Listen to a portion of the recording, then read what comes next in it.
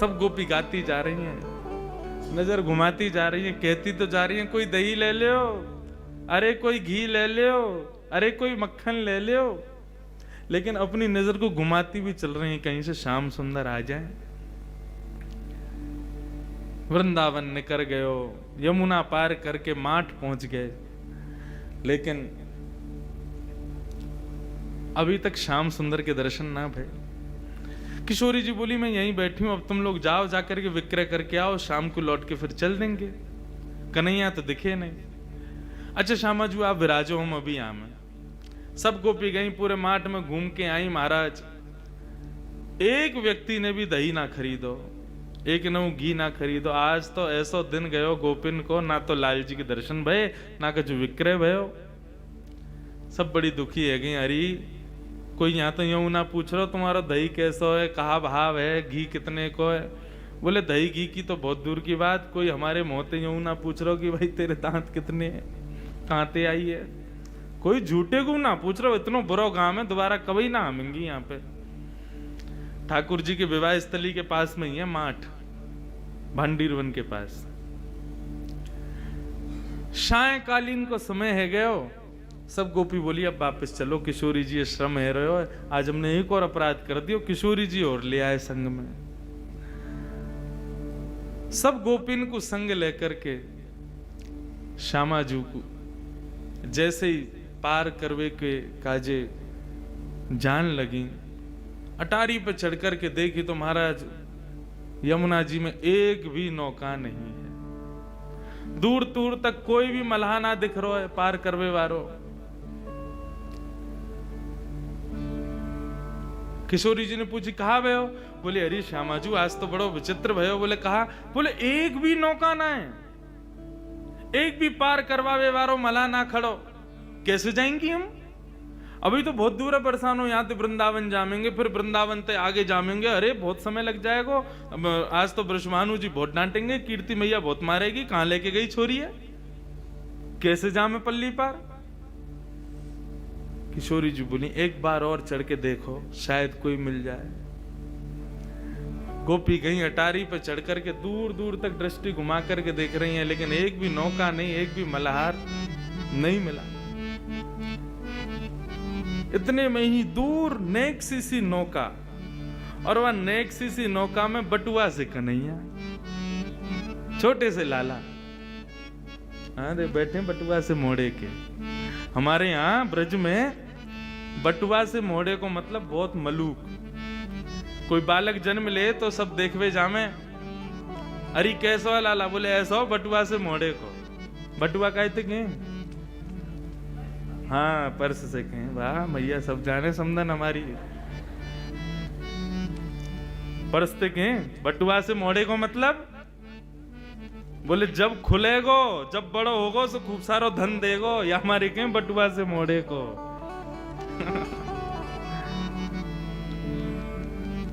अरे दूर एक छोटी सी नाव दिख तो रही, नेक सी नाव, और वहां में नेक सो लाला। लेकिन गोपिन को ये ना पता कि ये कन्हैया है। ठाकुर जी को तो पता चल गई, श्यामा जी बैठी हैं, उनको यमुना पार करनी है, याचना कर रही है नौका की। तो ठाकुर जी तो बढ़िया बगलबंदी पहन करके, सिर पर स्वाफा बांध करके, ऊंची धोती पहन के, पावन में कड़ूला बांध के, हाथन में सुंदर पाजेब, हाथन में कड़ूला पहन के, करधनी बांध के ठाकुर जी पधारे। और नेक सी अपनी नौका, नेक सी छोटी सी ऐसी बिल्कुल, और वह वहीं के वहीं घुमा रहे हैं, वहीं वहीं चला रहे हैं। अरे श्यामाजू एक नौका दिख रही है, वह नौका में नेक सो बटुआ सो एक छोरा बैठो है, दिख तो रो ना है, कारी कारी रात में वह मोह कैसो है, कारो सो ये कोई। किशोरी जी बोली अब पार तो करनो, और कोई साधन तो है ना, यमुना जी में कूद के तो जाएंगी ना, सबरी भीज जाएंगी, भाई को बुलाओ। अरे ओ मलाके इतकुआ, मैं ना आ रो, मना कर दे। अरे ओ नेक से लाला, नेक अपनी नाव को लेके आ, मैं ना आ रहा हूं, पहले तमीज से बुला। मला को दिख रहा हूं मैं तो, तू जाने में कौन हूं। मैं कोई ये यमुना पार करवावे वारो ना हूं, मैं कोई मला ना हूं, मैं कोई नौका विहार यहाँ कर तो डोलू ना हूं। अपने बाबा के पैसानते अपने काजे नौका बनवाइए छोटी सी, इतनी बड़ी है जहां मैं ही आ सकूं। अपने बिहार के काजे बनवाई, मैं कोई मला थोड़ी हूं। गोपी बोली अरे भैया रिश्यार हो है, तुम या तो प्रेम से बुलाओ, कहीं तुम जोर जोर चिल्ला के बुलाओगी ऐसे कहोगी तो चलो जाएगा। अब जो भी है वह बुलाए लोग, श्यामाजू श्रमित है रही है। अरे भैया मला के आजा, अपनी नौका लेके आजा, प्रेम से बुलाने लगी। सोई ठाकुर जी अपनी छोटी सी नौका लेकर के और चल दिए वहीं पे, और गाते जा रहे हैं आनंद से, जग नैया हमार, नैया में हम हैं और हम में संसार। जग नैया हमार, नैया में हम हैं और हम में संसार। देखो नैया में कौन बैठे हैं? लाल जी, और लाल जी के उदर में ही हम सब बैठे हुए हैं। नैया में हम हैं और हम में संसार। जग नैया हमार, नैया में हम हैं और हम में संसार। जग नैया हमार, नैया में हम हैं और हम में संसार।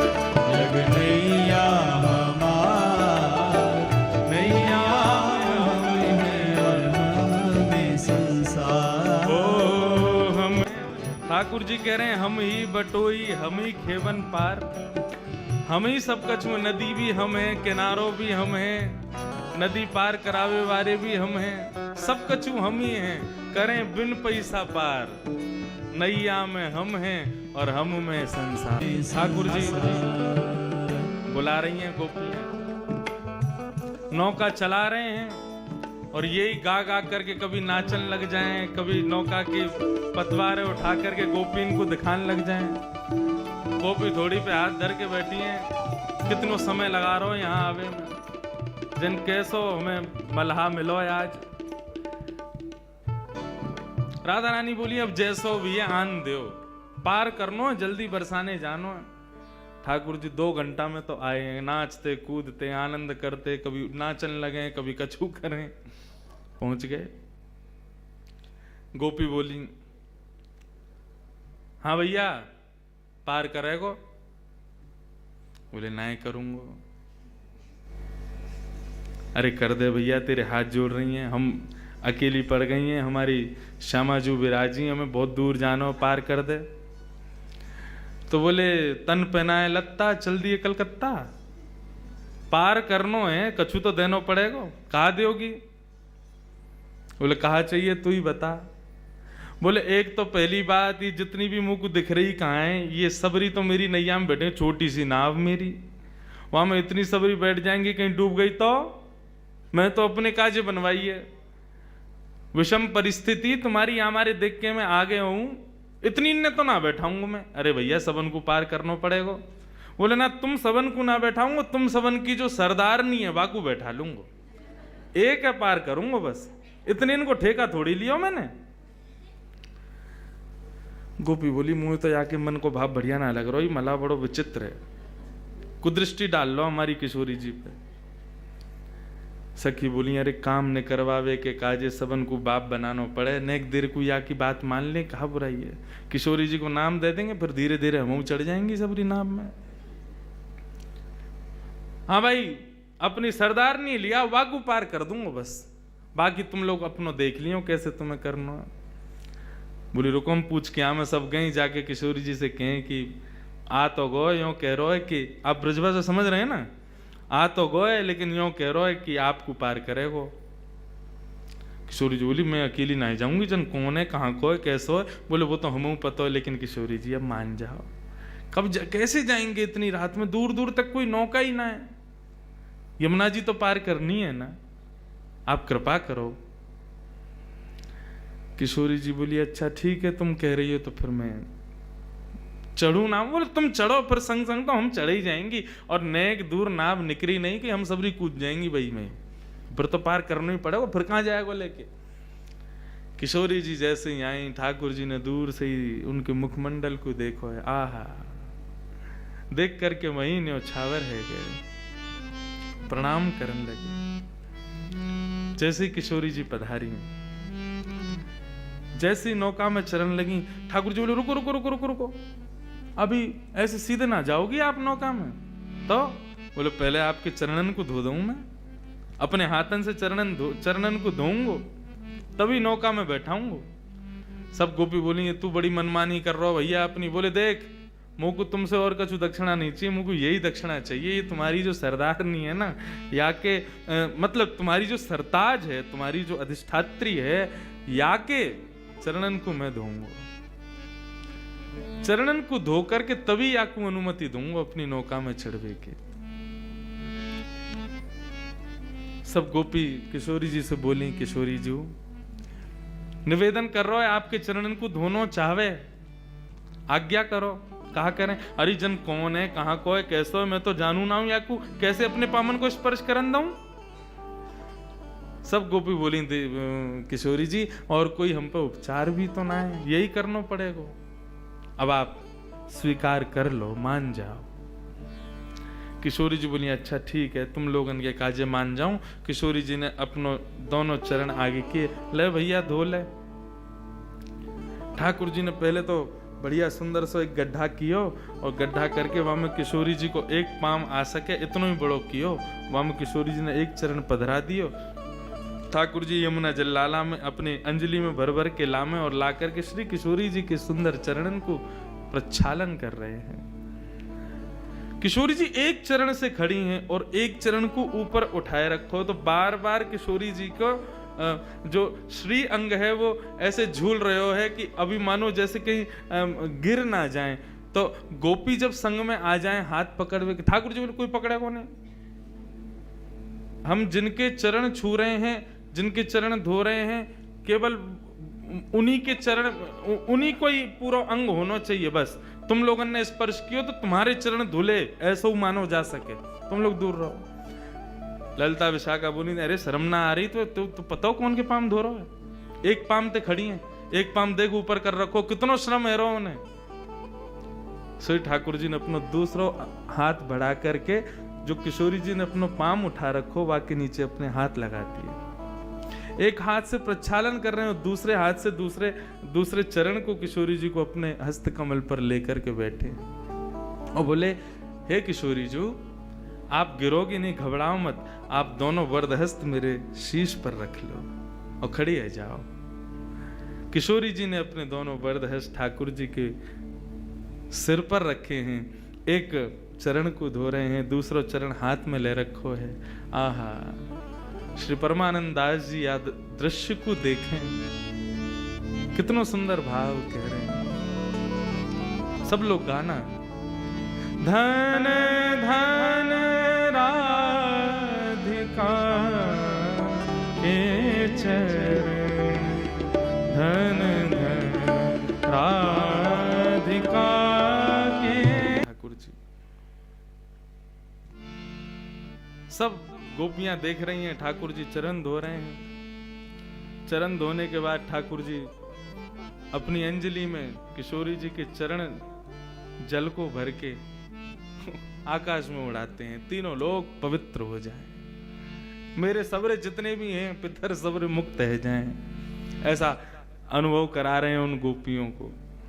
सब जगह प्रक्षालन करके ठाकुर जी किशोरी जी को हाथ दें, आओ विराजो हमारी नैया में। किशोरी जी जैसे विराजन लगी, इतने में ही सब गोपी भी आने लगी। ठाकुर जी तुम कहाँ चली आ रही हो सबरी, मेरी नैया में इतनी जगह ना है कि तुम सबरे बैठो, केवल श्यामा जी विराजेंगी, आपकी जो सिरमोर हैं यही विराजेंगी, और कोई कुछ जगह ना है मेरी नैया में।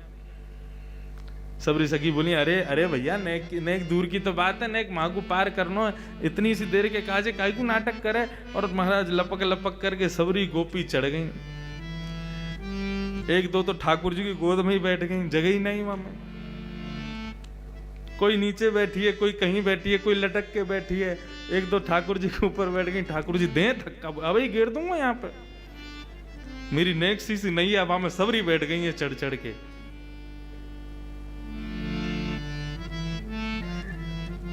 अभी भैया एक पद दिखा रहे थे श्री ध्रुवदास जी को, वहां में नैया देखो कितनी सुंदर वर्णन, यहाँ की नैया देखो।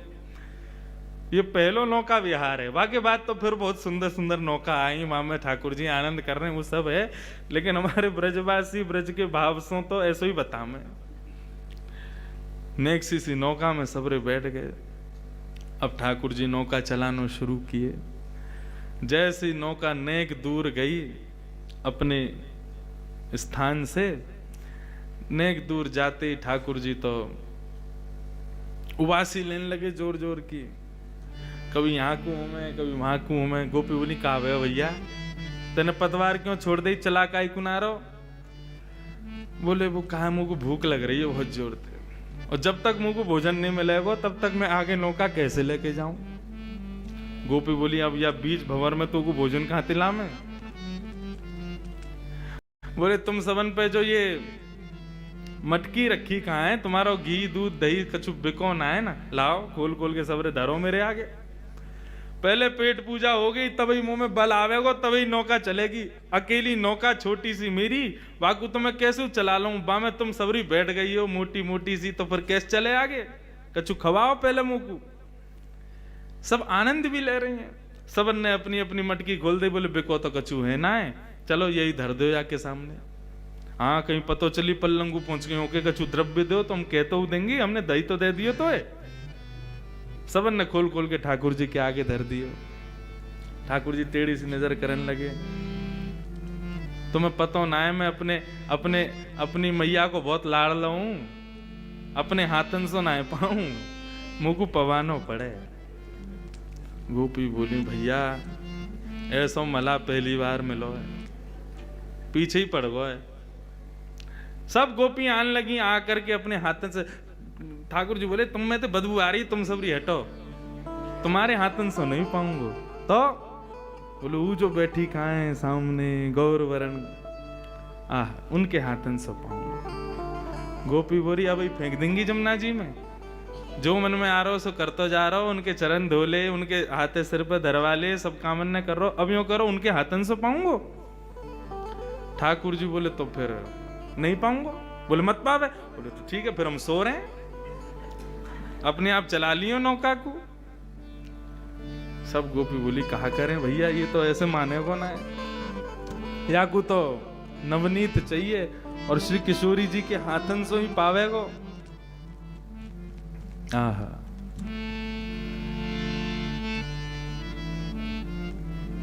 किशोरी जी के पास में ललता विशाखा गई, हे श्यामा जी हमें पता आपको श्रम बहुत है, लेकिन अब ये नदी पार करनी है और यही उपचार है, यही के सहारे हमें करनी है, या की बात ने माननी पड़ेगी।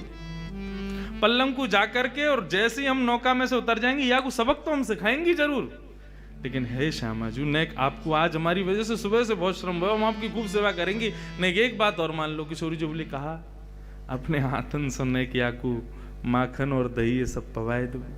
किशोरी जी बोली तुम कैसे सोच सको, जन कौन है, कहां ते आयो, या कुछ जानू ना मैं, ऐसो कारो कारो सो तब तक घूरू रहो मुंह को, कैसे पवाऊं याकू। किशोरी जी नेक श्रम, हम तो खूब कह रही हैं तू हमें देख ले, देख ही ना रहो, हम तो खूब कह रही हैं हमारे हाथन ते पाले, हमारे हाथन ते पाई ना रहो, आपको ही संग चाहिए बात। किशोरी जी हे श्यामा जी हम सहचरिन के काज नेक श्रम कर लो, नेक बागू पवाए दो, नहीं तो नौका यहीं बीच में अड़ी रहेगी, अभी बहुत समय है गो, रात्रि हैगी, हमें पहुंचना बरसानो। सो किशोरी जी गई हैं और जाकर के समस्त गोपीन के मटका में से ठाकुर जी को पवा रही हैं। आहा यमुना जी के मध्य में, सब सहचरियों के मध्य में ठाकुर जी बिना किसी प्रयोजन के नौका विहार कर रहे हैं। एक तो हो जाए कि संयोजित हो, एक तो होता है व्यवस्थित हो, पूर्व निश्चित हो कि कैसी नौका विहार होगी। तो वहां छत्र भी लगे हैं, वहां पर सजावट भी हुई है, वहां पर सब व्यवस्थाएं की गई हैं, बैठवे की, उठवे की, सब करवे की। लेकिन आज ठाकुर जी बिना प्रयोजन के, बिना नियोजन के, बिना किसी व्यवस्था के नौका विहार कर रहे हैं। ये ठाकुर जी की प्रथम नौका विहार है श्री किशोरी जी के साथ। यमुना जी के मध्य में छोटी सी नौका में, सहचरियों के मध्य में पूर्णिमा को चंद्रमा दोनों में प्रकाश डाल रहे हो है, ऐसा प्रकाश प्रकट है रहे हो है, वह प्रकाश से ही श्री यमुना जी को श्रृंगार है रहे हो है। और श्री किशोरी जी अपने हाथन से ठाकुर जी को माखन पवाए रही हैं, दही पवा रही हैं और युगल विहार कर रहे हैं दोनों।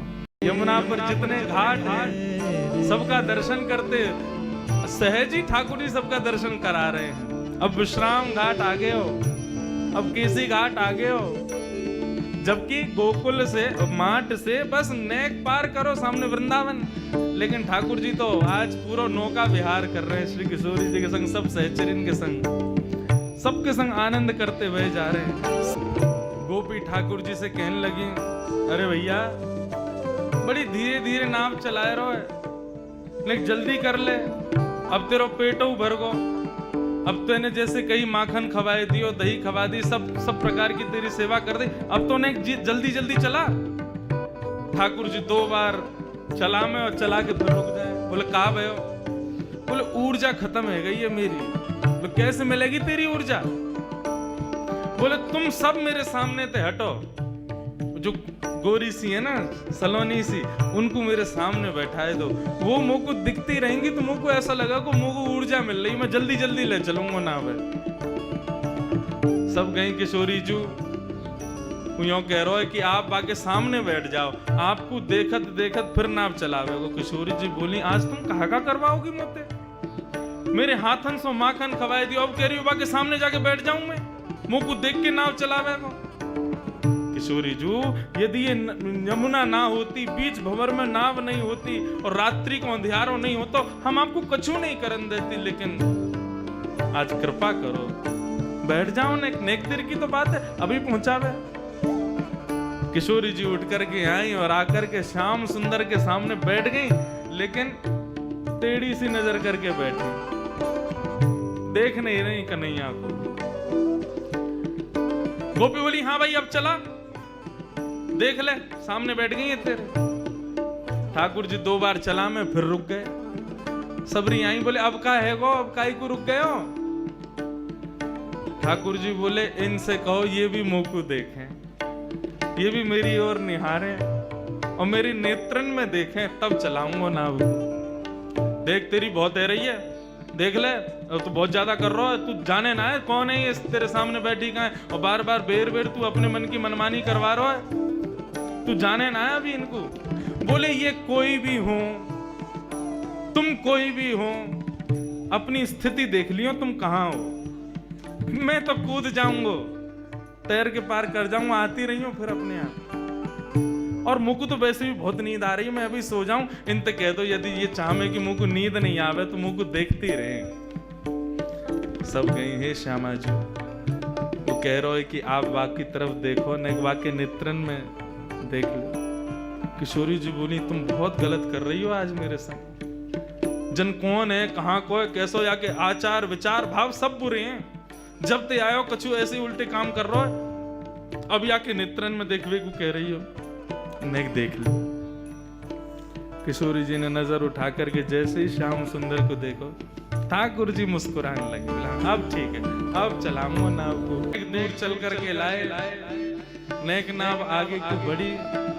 किशोरी जी देख तो रही हैं, लेकिन तिरछी नजर से देख रहे हैं, और श्याम सुंदर बेर बेर नजर देख रहे हैं। किशोरी जी को कभी कभी आभास होवे कि ये नेत्र तो कहीं देखें,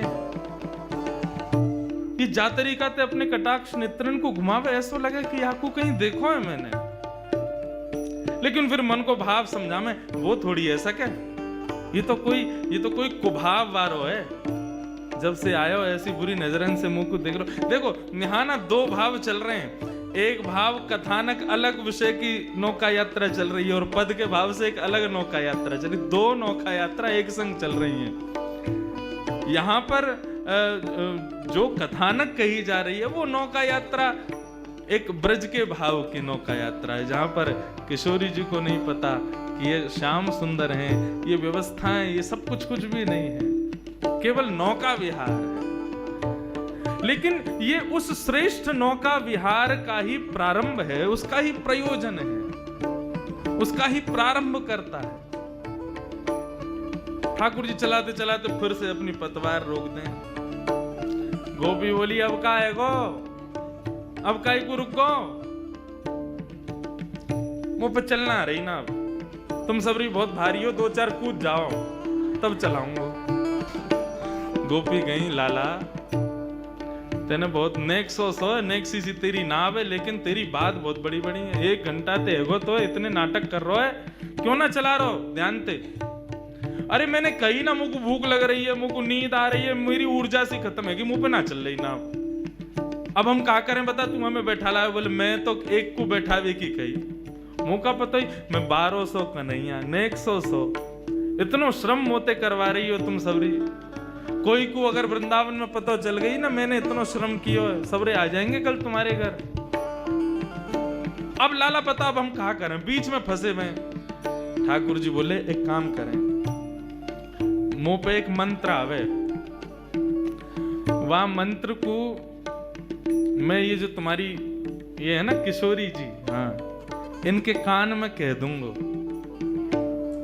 अच्छा, वह मंत्र को सुनते ही नाव अपने आप चलन लगेगी। गोपी बोली हमारे कान में बोल दे। तुम्हारे कान में ना बोलूंगा, इनके कान में ही बोलूंगा, इनके समीप जाके बोलूंगा और मैं खुद अपने मुख से इनके कानन में कहूंगा। जब ये वह मंत्र को सुनेंगी ना, तुम देखियो जादू होगा, अपने आप नौका चलन लगे, किनारे पहुंच जाओगी।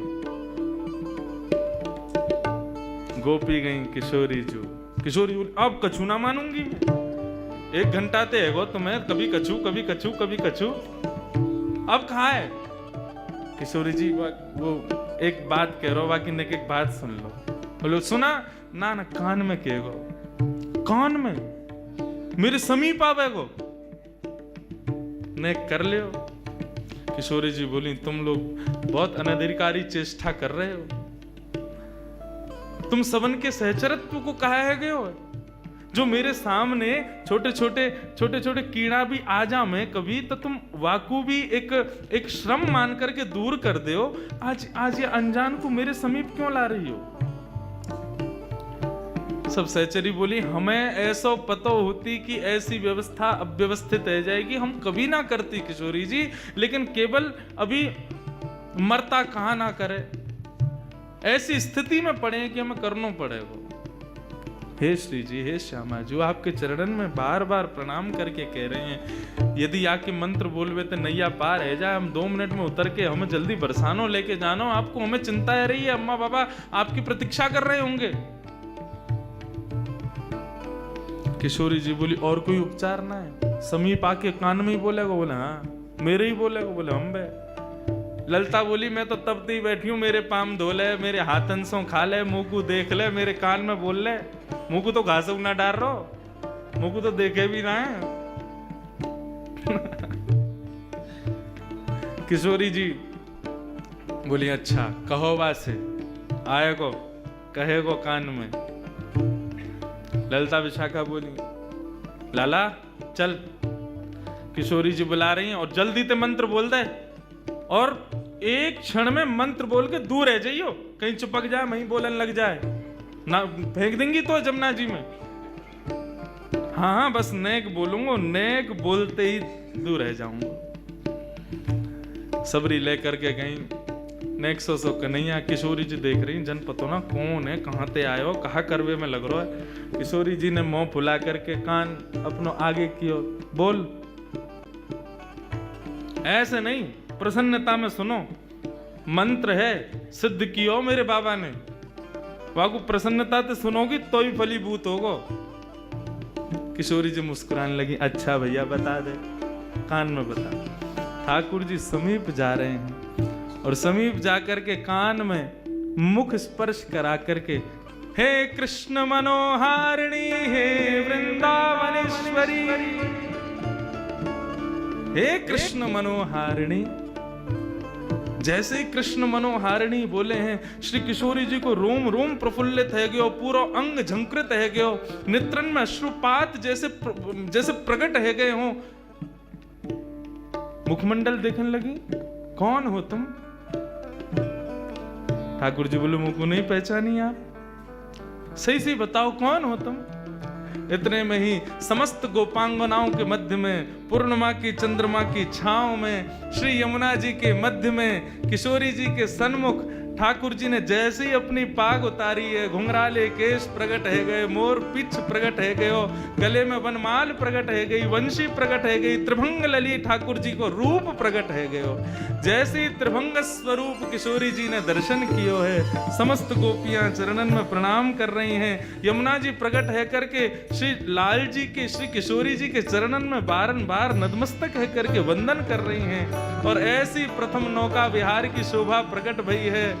सब चारों ओर से मानो वृक्ष वल्लरी प्रकट है गए हों, सूर्य चंद्रमा आकाश में एक संग प्रकट है गए हों। ठाकुर जी और किशोरी जी की एक झांकी देखवे के काजे यमुना जी के सब जीव जंतु मानो बाहर आकर के श्री किशोरी जी के श्याम सुंदर के दर्शन कर रहे हों। ऐसा भाव प्रकट हुए।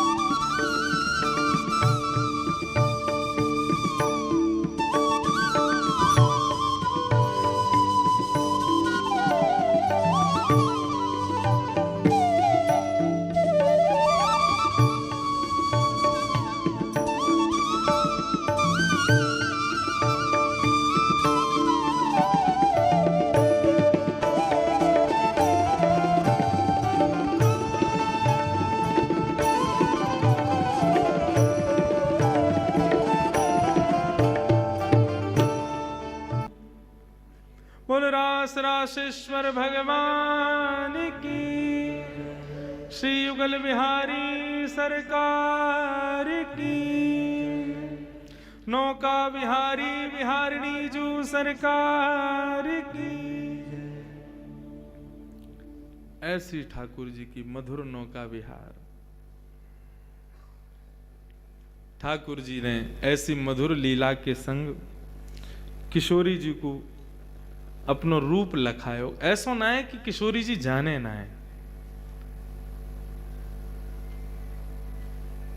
ठाकुर जी यदि कभी मिल जाएं, किशोरी जी यदि कभी मिल जाएं, तो पहचान कैसे करोगे?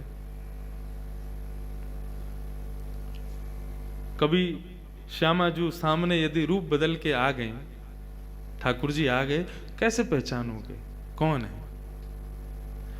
क्या ठाकुर जी को पहचानी ना किशोरी जी? और यदि नहीं पहचानी तो ये तो असंभव है। लाल जी की सबसे बड़ी पहचान है उनके श्री चरण कमल, दोनों उनके ही। यदि किशोरी जी सामने आ जाएंगे, ठाकुर जी सामने आ जाएंगे, रूप बदल के भी आएंगे, तो रूप से नहीं पहचान पाओगे, नेत्रन से नहीं पहचान पाओगे, आदि किसी भी भाव से आप उनको नहीं पहचान सकते। आप कहोगे वो इतने सुंदर होंगे कि उनको देख के मूर्छा सी होने लगे। संसार में आज भी ऐसे लोग हैं, उनको देख के सामान्य संसारी लोगों को मूर्छा जैसी होती है। हम लोगों को नहीं होगी, क्योंकि हम ऐसे रस में डूबे भए हैं कि हमें संसार का सौंदर्य हमको मूर्छा की अवस्था में नहीं ले जाएगा। लेकिन हमने ऐसे कई लोग देखे हैं, बड़े बड़े सौंदर्य को देख करके उनको मूर्छा जैसी होने लगती है। तो स्वरूप से तो नहीं पहचान पाओगे, चाल ढाल से, खूब सुंदर चाल चलने वाले भी लोग हैं, कैसे पहचानोगे? वास्तव में ठाकुर जी की और श्री किशोरी जी की सबसे पहली और सबसे सरल पहचान यदि करनी हो तो श्री चरण। चरण में वही चित्र होगा, चरण कमल समान होंगे, चरणों में छोटे छोटे चिन्ह बने होंगे। जैसे कोई व्यक्ति चलता है तो उसकी चाल देख करके हम सामान्य रहते हैं, लेकिन जब श्यामा जी चलेंगे ना, ठाकुर जी जब चलेंगे, तो उनकी चाल देख करके हृदय में एक वेदना ऐसी होगी, अरे कहीं इनके चरणों में कष्ट ना हो रहा हो। ये वेदना अपने आप प्रकट हो जाएगी, ये कष्ट अपने आप प्रकट होगा कि जब वे चल रहे होंगे, जब वे रमण कर रहे होंगे, आपके सामने किसी रूप में आ गए होंगे, तो जब उनके चरणों का दर्शन करोगे ना, चरण जैसे ही उठ करके आगे की ओर बढ़ेंगे, तो हृदय में एक वेदना सी होगी, अरे कहीं इनके चरणों में कष्ट ना हो रहे हो।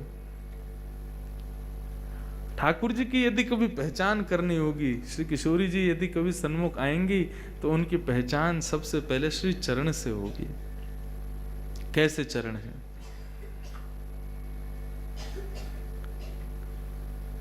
श्रीमद् भागवत में ठाकुर जी के चरणों का वर्णन किया है। संचिन्तयेत् भगवतश्चरणारविन्दम् वज्रांकुशध्वज सरोरुहलाञ्छनाट्यम् उत्तुङ्गरक्तविलसल्लखचक्रवाल ज्योत्स्ना विराहत् महत् हृदयान्धकारम् संचिन्तयेत् भगवतश्चरणारविन्दम्। कैसे श्री चरण हैं ठाकुर जी के? सबसे पहली पहचान है कोमलता, दूसरी पहचान संचिन्तयेत् भगवतश्चरणारविन्दम् वज्रांकुशध्वज सरोरुहलाञ्छनाट्यम्। ठाकुर जी के श्री चरणों में जो चिन्ह बने होंगे, वो चिन्ह कैसे? ठाकुर जी सब बदल सकें, लेकिन अपने चरणन को ना बदल सकें। क्यों? क्योंकि कृपा को प्रारंभ इन्हीं से होवे। वही उनको कृपा निधान बना में, वही उनको करुणा सागर बना में, उनके श्री चरणारविंद उनको ना बदल सकें। यदि उनको बदल दियो तो फिर जितने सखा हैं, जितनी सहचरियां हैं, जितनी मंजरियां हैं, इनको कहा होगा? ठाकुर जी अपने चरणन को कभी ना बदलें। या हमारे सर्वप्रथम ये श्लोक जो भी मैंने गायो, ये प्रश्न करती हैं माता देवहूति भगवान कपिल से, और कपिल भगवान से प्रश्न करते हुए कहती हैं कि हे ठाकुर जी, आपकी पहचान क्या है, और यदि हम कभी आपके सन्मुख आवें तो हमको आपके श्री अंग में सबसे पहले किसको देखना चाहिए? आपके नेत्रन को देखें, आपके मुखमंडल को देखें, आपके वक्ष को देखें, आपके कटिभाग को देखें, आपके मुकुट को देखें, क्या पहले देखना चाहिए? एक भक्ति मार्ग का ये प्रश्न उन्होंने किया। तब भगवान कहते हैं, मैया मेरी सबसे बड़ी पहचान मेरे चरण हैं। जब कभी भी मेरे सन्मुख आओ, कहीं पे मेरे दर्शन भी करवे जाओ, अपने घर के निज ठाकुर जी को भी दर्शन करो, सबसे पहले चरणन को देखो। कैसे हैं मेरे चरण? वज्रांकुश ध्वज सरो रुहलांच नाट्यम। ठाकुर जी के मेरे चरणन में वज्र को चिन्ह बनो भयो है। वज्र, अंकुश। अंकुश क्या है? हाथी को जब हाथी चलावे वारो वाकू जब ऑपरेट करे का है तो वाके हाथ में जो हाथी के चलावे को एक जो अंकुश रहे, वो अंकुश को चिन्ह ठाकुर जी के चरणन में है। ध्वज, पताका, एक झंडा। वज्रांकुश ध्वज सरो रुहलांचनाड्यम उत्तुंग रक्त विलसन नख चक्रवाल। चक्र बने होंगे, गदा बनी होगी, आदि आदि ये सब चिन्ह बने होंगे, और ये सब तो ठाकुर जी के तलवे में होंगे, लेकिन जो ऊपर का भाग है उसमें पहचान होगी ठाकुर जी के श्री नख। हमारे जैसे निष्ठुर, हमारे जैसे कठोर नख है ना, ऐसे श्यामाजू के ठाकुर जी के जो नख हैं वो कठोर नहीं होंगे। उनको स्पर्श मानो ऐसा लगेगा कि आपने कोई कमल की पंखुड़ी को स्पर्श किया हो। ऐसे ठाकुर जी के श्री चरण कमल के नख होंगे। जब आप उनके श्री चरणन को दर्शन करोगे तो वह दर्शन में ऐसा भान होएगा कि मानो जैसे कमल की आकृति और कमल को ही स्वरूप यहाँ पर प्रकट हो। एक बार को हम ऐसा कह दें तो कोई अतिशयुक्त नहीं, आपको ऐसा लगेगा शायद कमल के रंग को, कमल की आकृति की मूजरी पहनी हुई है, मोजा पहनो हुए है। ठाकुर जी की पहचान उनके श्री चरणों से है। श्री श्यामाजू की पहचान उनके श्री चरण कमल है। तो ऐसा ना है कि किशोरी जी पहचानी नहीं। ठाकुर जी के रूप को देख करके, नेत्रन को देख करके किशोरी जी जान गई कि ये श्याम सुंदर हैं, लेकिन लीला को विस्तार हो, लीला को सुख इन सहचरीन को, सखीन को प्राप्त हो। और सहचरी सखी तो बाद की बात है, स्वयं किशोरी जी को सुख मिलेगा। कब?